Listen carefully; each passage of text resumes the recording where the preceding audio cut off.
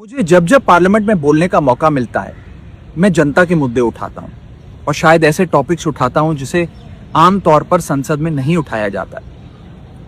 लेकिन क्या जनता के मुद्दे उठाना, पब्लिक इश्यूज पे बात करना कोई अपराध है? क्या मैंने कोई गुनाह कर दिया, कोई गलती कर दी? Have I done something wrong?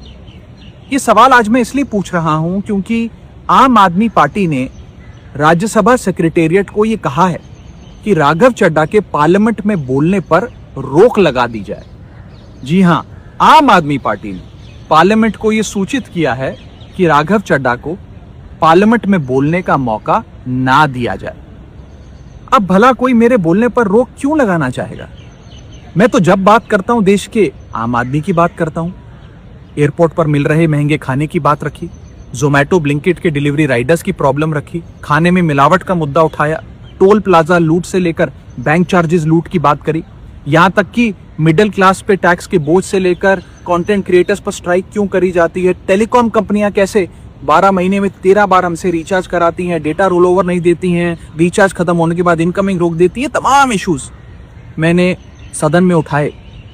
और ये मुद्दे उठाने के बाद देश के आम आदमी का तो फायदा हुआ, लेकिन इससे आम आदमी पार्टी का क्या नुकसान हुआ? भला कोई मुझे बोलने से क्यों रोकना चाहेगा? कोई मेरी आवाज को क्यों बंद करना चाहेगा? खैर, आप लोग मुझे अनलिमिटेड प्यार देते हैं। मैं जब जब आपके मुद्दे उठाता हूं, आप मुझे सपोर्ट करते हैं, मुझे शाबाशी देते हैं, मेरा हौसला बढ़ाते हैं। मैं आपको कहना चाहता हूं थैंक यू।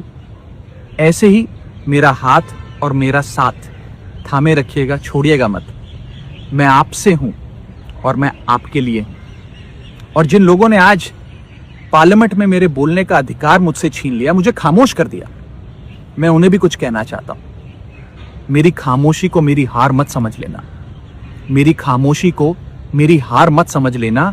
मैं वो दरिया हूं जो वक्त आने पर सैलाब बनता है। राघव का एक वीडियो आया है, मैं उसके संबंध में यह कहना चाहता हूं कि हम लोग अरविंद केजरीवाल के सच्चे सिपाही हैं और अरविंद केजरीवाल से एक ही बात सीखी है, निडरता, हिम्मत, साहस के साथ लड़ना और संघर्ष करना। लेकिन बड़े अफसोस के साथ ये कहना पड़ रहा है कि देश के तमाम मुद्दों पर जब सीईसी के खिलाफ प्रस्ताव आता है, आप साइन नहीं करते। पश्चिम बंगाल में लोगों के वोट के अधिकार छीने जा रहे हैं। दिल्ली में हम लोगों ने देखा किस तरीके से चुनाव आयोग का दुरुपयोग हुआ। पंजाब का मुद्दा होता है, उस वक्त आप खामोश रहते हो, नहीं बोलते हो। मोदी के खिलाफ आवाज नहीं निकालते हो। तमाम वो मुद्दे जो जनहित के हैं, देश से जुड़े हुए हैं, पार्टी से जुड़े हुए हैं, पार्टी के कार्यकर्ताओं से जुड़े हुए हैं। गुजरात में पार्टी के कार्यकर्ताओं को पीटा जाता है, मारा जाता है, उस पर नहीं बोलते।